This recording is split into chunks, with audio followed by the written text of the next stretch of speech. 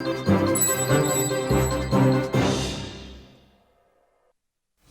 the Nigeria Customs Service says it is working to distribute some seized food items nationwide as the food crisis continues in the country. Customs National Public Relations Officer in a statement explains that the move is to mitigate the current hardship faced by Nigerians. Part of the statement reads, quote, to alleviate the hardship faced by Nigerians and improve access to essential food items, the Nigeria Customs Service will facilitate the direct disposal of food items forfeited to the federal government. These items will be certified fit for consumption by relevant agencies and available to everyday Nigerian. Now, joining us is Development Communication Specialist Tom Odemwingie. Thank you so much for joining us on Newsnight. Good to see you. November 2023 United Nations report actually says 25 million people in Nigeria are actually food insecure. But how do you explain a country like Nigeria with arable land, sunshine, beautiful agricultural land all across the country, whether you're talking about the north, south, east, west? Why are we talking about hunger? Where did we get it wrong? Well, it's just a reflection of the situation in the country. It's not just agriculture alone. It's not just food security alone. Mm-hmm. There is a necessary relationship between political development and other types of development. Once you get it wrong at some point, it's going to cascade. It's going to affect everything. So I'm not surprised that we are talking about food insecurity now, because we all saw it coming. In 2020, I was a part of the launch of Outgrow Nigeria Hunger campaign because we saw that COVID-19, we saw that the general insecurity in the country had undermined Nigeria's ability to feed its population. And we drew attention to this. But let me tell you that a part of the problem of Nigeria is the failure at the top. I'm not talking about political failure now. I'm talking about, in terms of the Ministry of Agriculture, for instance. We did a letter inviting them to collaborate with us, So when you say we, who's the we? Yeah, that's the organizers of the Outgrow Hunger Nigeria. That's we went there several times to try and meet with the leadership of the ministry.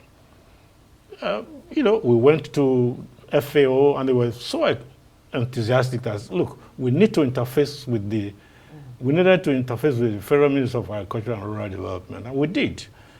At the end of the day, we got a call from the ministry that there was a letter for us to come and collect. Right. So we did go, collected the letter, only for them to say, we have no objection to what you are going to do, and that was it. We were expecting the minister to be a part of that so that we can together. Were there recommendations in the letter that you sent? Sure. Even the President Buhari at that time sent us a goodwill message. Right. So you would have expected that this would be an impetus for people to say, oh yes, let's be a part of this. So the sense of what we had was that people are just in positions for self-interest. So it's no surprise that we are facing this hunger, and we know why we are hungry in this country. Yeah. We need to talk why we're hungry, so that we can quickly see how we can talk about solutions. Because the good thing, listening to you saying that, it was expected. I recall back in the day, there was sufficient food across the country. So perhaps we should start talking about how we got here, if we can say that quickly, and talk more about solutions. Well, I've talked about leadership. It's very unrealistic for us to expect, someone, at the national level to be the one taking decisions about agricultural development.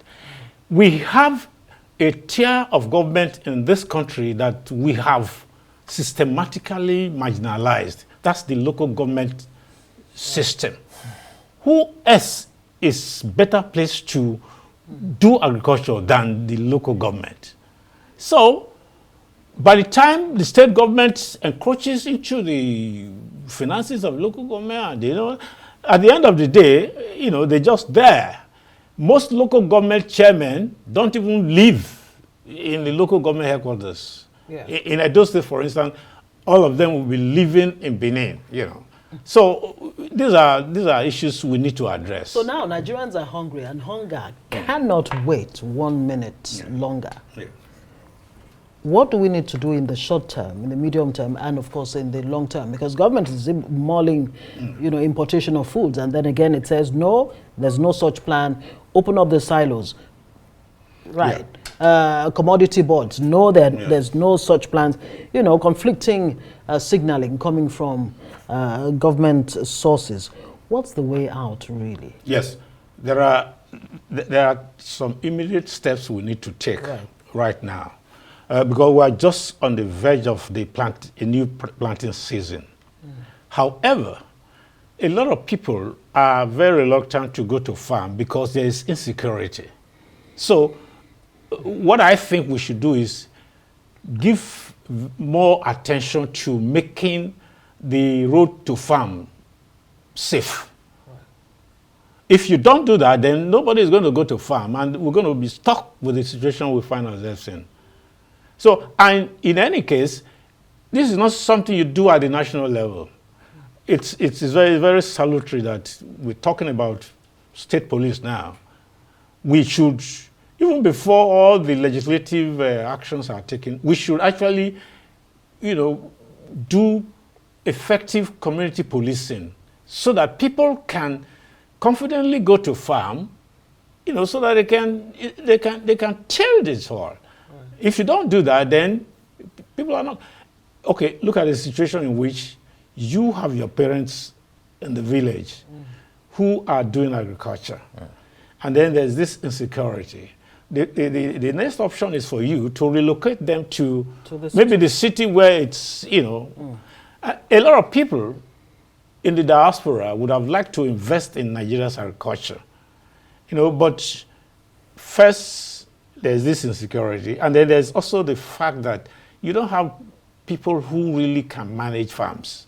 Now you're coming there. Yeah. Perhaps let's quickly tie that to states, Yeah. because every time when you talk about insecurity, perhaps we'll start looking at the federal government, but coming back to those who really can manage, and as you highlighted, the grassroots governance is also the sub-national government, the states. Time was the Midwest and so many other regions were flourishing. So how can the states key in to what you just touched on? Again, we go back to politics. This idea of restructuring is not idle talk. The federal government, the government at the national level is too unwieldy. So it's characterized by inefficiency. You divert attentions to irrelevant things, whereas there are critical issues that need to be, So if we are doing this security in the states, the federal government, that is the national level government, should really allow the states to breathe. Right. Let the governors be in charge of the security in their state without recourse to the federal government. But the recourse has to be, formality. For instance, if we have a very lean federal government, in which case resources go to the states and local governments, all the federal government needs to do is to provide technical support, not policing, not breathing down states. Right. Those are long-term measures, I must yes. say, right? Yeah, but I'm saying that in the short term, let the consultation between the federal government, state governments, and so center on how we can create the environment for people to go back to school without hindrance. Right. In that case, you will still need to use community surveillance system, security system, because every community in those days had the capacity to protect itself. Absolutely. But those, that capacity has been undermined over a long period of time, because if a community confronts a situation that has implications for security and all the rest, or maybe using the police, before you know it, they say order from Abuja. Either a criminal should be released, and all kinds of those are things that don't help security management. Very quickly, before we wrap this, you really cannot talk about feeding the nation without talking about youth involvement, getting them attracted to agriculture, to go back to the farms, to go back to the rural areas where, farming actually does happen. How can the Nigerian youth be made to fall in love with farming? We'll go back to, you see, in this country, it's as if we really haven't done much in the past, but we did a lot. In those days, young farmers clubs used to flourish in secondary schools. Whereas in those days, you could say, oh, I want to become an agriculturist. And we had schools of agriculture that absorbed, but at some point, it was no longer fashionable because oil money took our attention from agriculture. In my primary school, we had a big garden. Apart from nature study, and all the rest, it also produced food.